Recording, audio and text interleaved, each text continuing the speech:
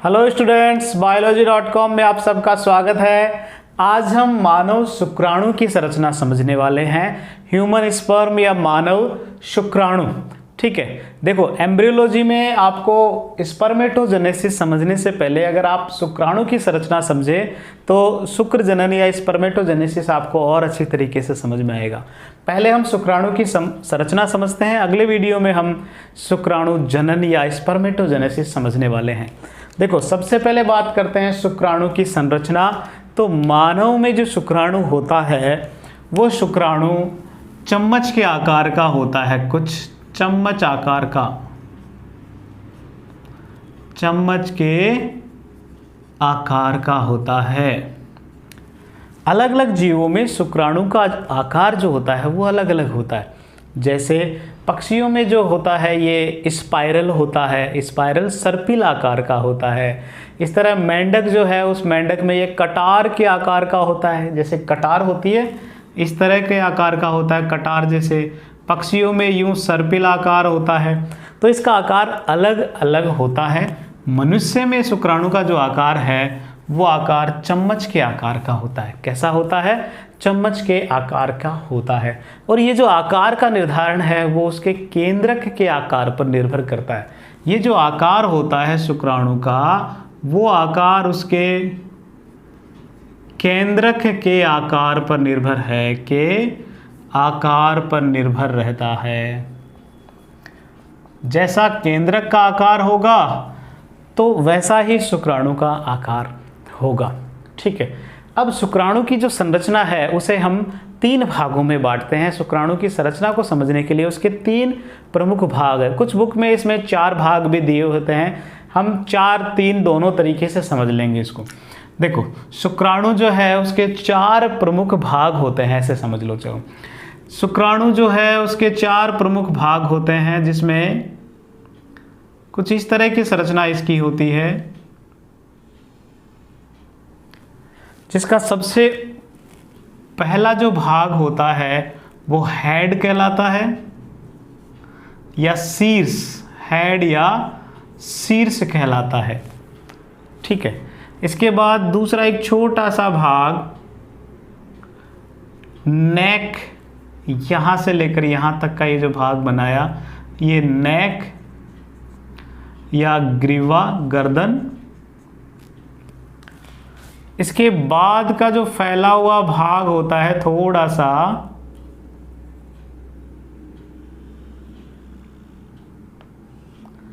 ये भाग इसका मध्य भाग या मिडिल पीस, मिडिल पीस या मध्य भाग। और उसके बाद में उसमें पूंछ नामक संरचना होती है, जिसमें जो इसके शरीर का सबसे, इसके पूरे शुक्राणु का सबसे लंबा भाग होता है पूंछ या टेल। ठीक है, तो शुक्राणु जो होते हैं शुक्राणु के 4 प्रमुख भाग होते हैं। कुछ बुक्स में नेक वाले भाग को हेड में ही शामिल करते हैं, शीर्ष में ही, इसलिए इसके 3 भाग बताते हैं, हेड, मिडिल पीस और टेल या पूंछ। ठीक है, तो आप इसे दोनों तरीके से समझे, टेल या पूंछ। तो इस तरह इसके 4 प्रमुख भाग आप समझे, हेड, नेक, मिडिल पीस और टेल। शीर्ष होता है, गर्दन होती है, मध्य भाग होता है और पूंछ होती है। देखो अब हम इसके अंदर के भागों की बात करते हैं। इसका जो हेड भाग होता है उस हेड में 2 प्रमुख संरचनाएं होती है। हेड में 2 प्रमुख संरचनाएं होती है। शुक्राणु के हेड, शीर्ष में 2 प्रमुख संरचनाएं होती है।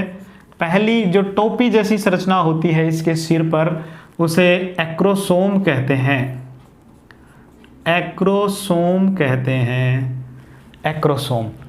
और उसके पीछे जो संरचना होती है, पोस्टीरियरली जो संरचना है, उसके पश्चिम भाग में जो संरचना होती है वो उसका केंद्रक होता है, जिसमें इसका क्रोमेटिन पदार्थ होता है। दूसरी संरचना है केंद्रक, दूसरी संरचना है केंद्रक। ठीक है। तो इसके हेड में दो महत्वपूर्ण संरचनाएं होती है, एक्रोसोम और केंद्रक। एक्रोसोम और केंद्रक। सबसे ऊपर केंद्रक के ऊपर टोपी जैसी संरचना होती है, वो होती है एक्रोसोम। एक्रोसोम जो है वो टोपी समान संरचना होती है, कैप लाइक स्ट्रक्चर होती है। और इस एक्रोसोम में बहुत सारे स्पर्म लाइसिन एंजाइम पाए जाते हैं। स्पर्म लाइसिन एंजाइम्स पाए जाते हैं।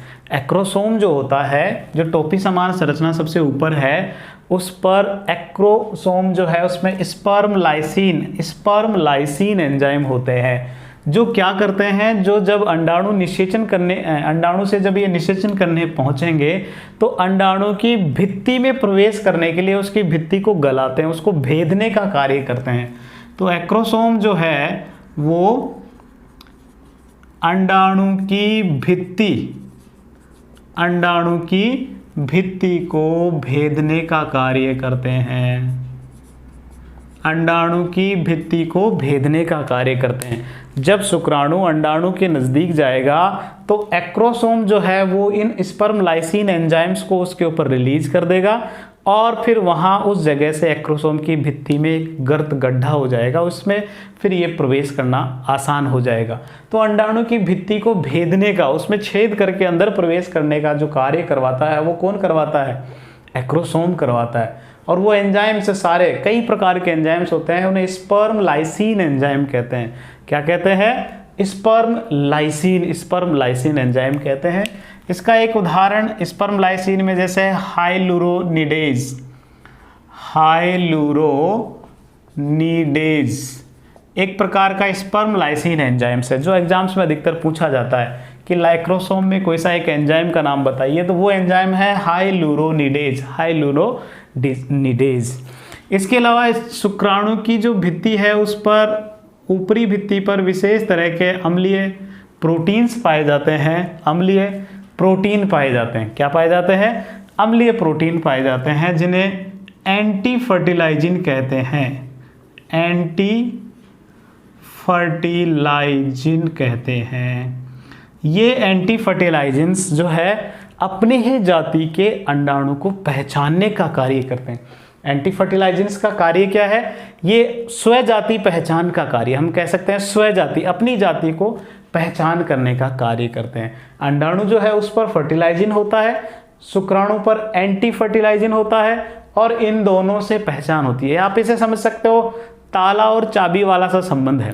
ये एक तरह की चाबी है और अंडाणु के पास ताला होता है और इसे पहचान करता है कि हाँ ये चाबी जो है इसी ताले की है। मतलब सब अपनी ही जाति की पहचान करने का ये कार्य करते हैं। ठीक है, तो ये एक्रोसोम की एक और बात जो एग्जाम्स में अधिकतर पूछी जाती है, एक्रोसोम का निर्माण किससे होता है? एक्रोसोम का निर्माण जो है वो गोल्जी बॉडी से होता है। किससे होता है? गोल्जी काय से होता है। गोल्जी बॉडी गोल्जी काय से होता है। बहुत महत्वपूर्ण है। एक्रोसोम का निर्माण किससे होता है? गोल्जी काय से। एक्रोसोम का निर्माण गोल्जी काय से होता है। ठीक है, अब बात करते हैं केंद्रक की। हेड में दूसरी महत्वपूर्ण संरचना है केंद्रक। केंद्रक जो होता है शुक्राणु का, उसमें केंद्रक में केवल और केवल जो है वो क्रोमेटीन पदार्थ होता है। क्रोमेटीन पदार्थ होता है, केवल और केवल क्रोमेटीन पदार्थ होता है। मतलब केवल इसके गुणसूत्र होते हैं, डीएनए होते हैं, कुछ प्रोटीन होते हैं, इसके अलावा और कोई संरचना केंद्रक में नहीं होती है। मीन्स जैसे केंद्रिका होती है केंद्रक में, लेकिन यहाँ केंद्रिका नहीं होती। केंद्रक द्रव्य होता है लेकिन केंद्रक में केंद्रक द्रव्य भी नहीं होता। बहुत सारे अनावश्यक पदार्थ केंद्रक द्रव्य में जो जल है या आरएनए वगैरह है सब बाहर निकाल दिए जाते हैं ताकि इसका वजन कम रखे। वजन कम होगा तो ये तैरकर अंडाणु तक पहुंच पाएगा।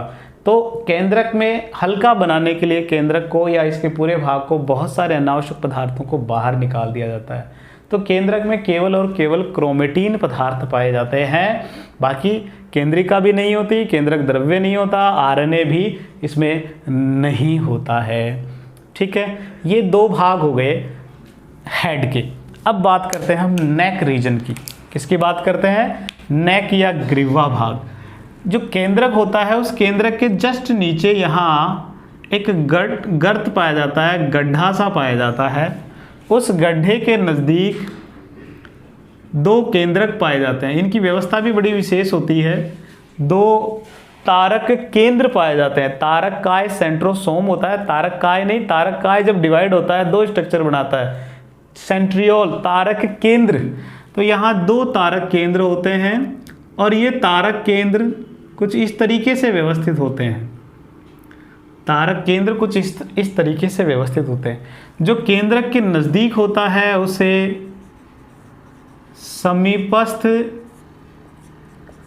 तारक केंद्र कहते हैं। समीपस्थ तारक केंद्र, जो केंद्रक के नज़दीक है, समीप है, जो केंद्रक के नज़दीक है, समीप है, उसे समीपस्थ तारक केंद्र कहते हैं।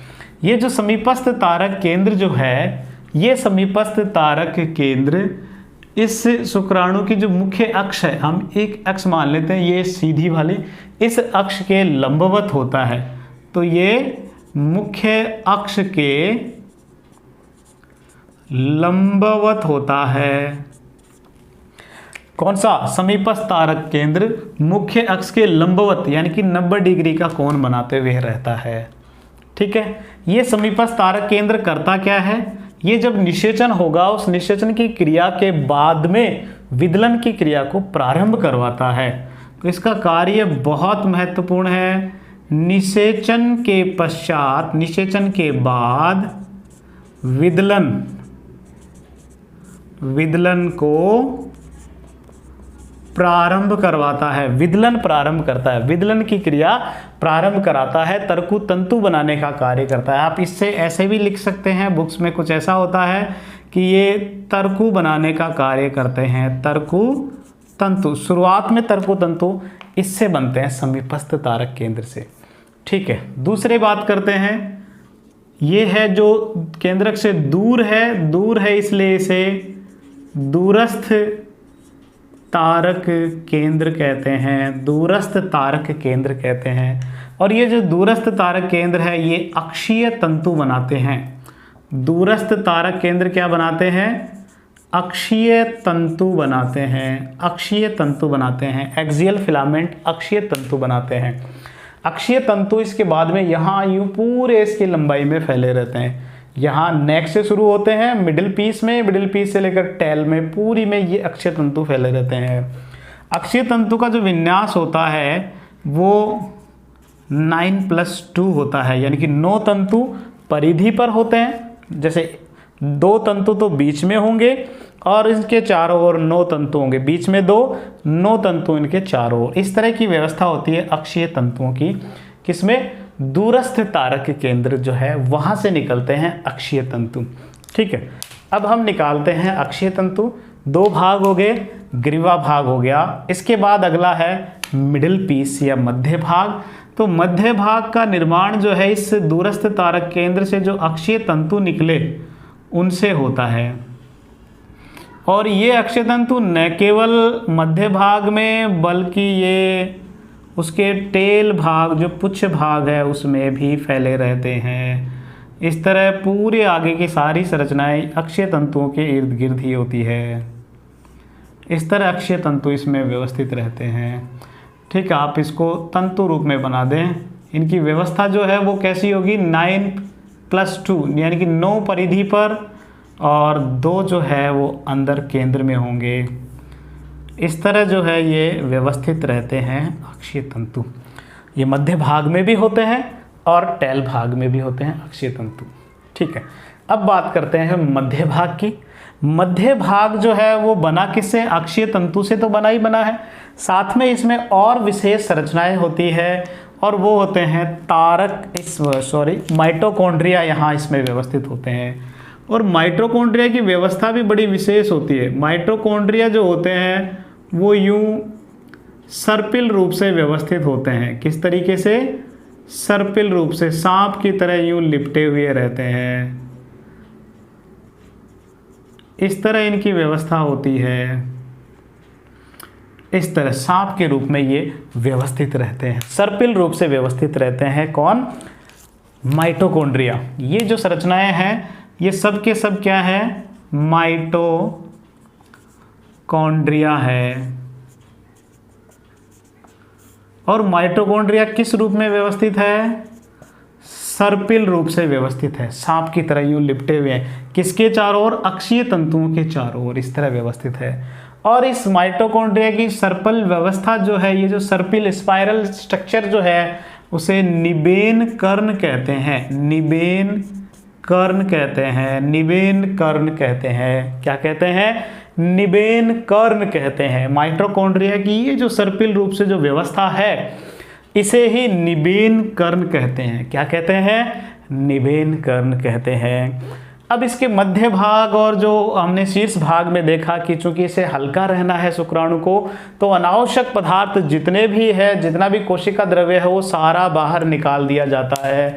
लेकिन कुछ मात्रा में इनमें कुछ मात्रा में परिधि की तरफ थोड़ा कोशिका द्रव्य बचा रहता है। वो थोड़ा शीर्ष में भी होता है और थोड़ा मध्य भाग में, कुछ पुच्छ भाग में भी थोड़ा परिधि की ओर शेष रहता है। क्या? कोशिका द्रव्य। और इस शेष रहे कोशिका द्रव्य को मैनचेट कहते हैं। शेष रहे कोशिका द्रव्य को मैनचेट कहते हैं। ठीक है। वैसे तो अधिकांश कोशिका द्रव्य बाहर निकाल दिया जाता है, लेकिन जो कुछ कोशिका द्रव्य है जो परिधि की ओर इस तरह व्यवस्थित है, इस परिधि की ओर व्यवस्थित कोशिका द्रव्य को मैनचेट कहते हैं। क्या कहते हैं? मैनचेट कहते हैं। ठीक है। इसके बाद अब बात करते हैं इसके टेल भाग की। तो मध्य भाग और टेल पूंछ जो है, उसके बीच में एक रिंग नुमा संरचना होती है। यहाँ एक इस तरह अंगूठी जैसी, रिंग जैसी, वलय जैसी एक संरचना पाई जाती है। इस वलय जैसी संरचना को रिंग सेंट्रियोल कहते हैं। ये मैं आगे बना दूंगा। इसे रिंग सेंट्रियोल कहते हैं। रिंग सेंट्रियोल कहते हैं, या इसे एनुलस भी कहते हैं। एनुलस, या इसे जेनसन्स रिंग कहते हैं। जेनसन की रिंग। ठीक है। तो ये जो वलय यहाँ पाई जाती है, जो रिंग पाई जाती है, मध्य भाग और टेल के बीच में एक रिंग नुमा संरचना होती है, उसे रिंग सेंट्रियोल या एनुलस या जेनसन्स रिंग कहते हैं। जेनसन, नॉट जैसिंग, जैसिंग नहीं, जैसिंग सर नहीं, जेनसन्स रिंग इसे कहते हैं। यहाँ तक बात समझ में आ गई? ठीक है। इसके बाद का जो शेष भाग जो बच रहा है, इस पूरे शेष लंबे भाग को टेल कह रहे हैं, पुच्छ कह रहे हैं। ये आप कैसे भी इसे बना सकते हो। जो इसके शरीर का सबसे लंबा भाग होता है, क्या होता है? शुक्राणु के अगर सबसे लंबा भाग है तो वो कौन सा है? वो उसका टेल भाग ही होता है, पुच्छ भाग ही होता है। इसका ये जो पुच्छ भाग है, जिसमें अक्षीय तंतु जा रहे होते हैं लास्ट तक, उसे टेल या पुच्छ कह रहे हैं, पूंछ कह रहे हैं। ठीक है। और ये पूंछ जो है सबसे लंबा भाग होता है। सबसे लंबा भाग शुक्राणु का सबसे लंबा भाग टेल ही होता है। किससे बना है? ये बना है कुछ तो अक्षीय तंतुओं से, और उसके चारों ओर जो भित्ति बनी हुई है केवल उससे मिलकर बना है पुच्छ भाग। अब ये पुच्छ का कार्य पूछा जाता है, तो ये शुक्राणु को तैरने में सहायता करता है। तैरने में सहायता कर रहा है। तैरने में या घूमने में, जब इसे घूमना होगा तो उस घूमने में, टर्न लेने में भी घूमने में सहायता है, करता है ये। ठीक है। तो शुक्राणु जो होता है उसमें जो टेल भाग है, उसका टेल भाग का कार्य है तैरना, और जब उसके टर्न लेना हो, घूमना हो, तो उसमें भी ये सहायता करती है पुच्छ भाग। ठीक है। तो देखो इस तरह आज हमने शुक्राणु की संरचना समझी। उसके 4 मुख्य भाग, शीर्ष, ग्रीवा, गर्दन, मध्य भाग और पुच्छ। शीर्ष भाग में 2 महत्वपूर्ण संरचनाएं, एक्रोसोम और केंद्रक। एक्रोसोम और केंद्रक। नेक भाग में भी 2 विशेष तारक केंद्र हैं, समीपस्थ तारक केंद्र और दूरस्थ तारक केंद्र। समीपस्थ तारक केंद्र का ये कार्य याद रखना है, निषेचन के बाद विदलन में सहायता करता है। एक्रोसोम का कार्य आपको याद रखना है, ये अंडाणु की भित्ति को भेदने का कार्य करता है, गोल्जी काय से बनता है। माइटोकॉन्ड्रियाओं की मध्य भाग में जो ये इस तरह स्पाइरल व्यवस्था है उसे निबेन कण कहते हैं। थोड़ा सा कोशिका द्रव्य जो बचा हुआ है परिधि की ओर उसे मेनचेट कहते हैं। एक रिंग सेंट्रियोल पाई जाती है जिसे एनुलस या जेनसन रिंग कहते हैं। और अंतिम भाग इसका पुच्छ कहलाते हैं जो सबसे बड़ा भाग होता है और तैरने में सहायता करती है शुक्राणु को। ठीक है बच्चों, आज जो है हमने ये शुक्राणु पढ़ा। इसी तरह जुड़े रहें biology.com के साथ और अपने ज्ञान में वृद्धि करते रहें। अगर आपने वीडियो पहली बार देखा है तो सब्सक्राइब जरूर करें और अपने दोस्तों के साथ शेयर करें। धन्यवाद।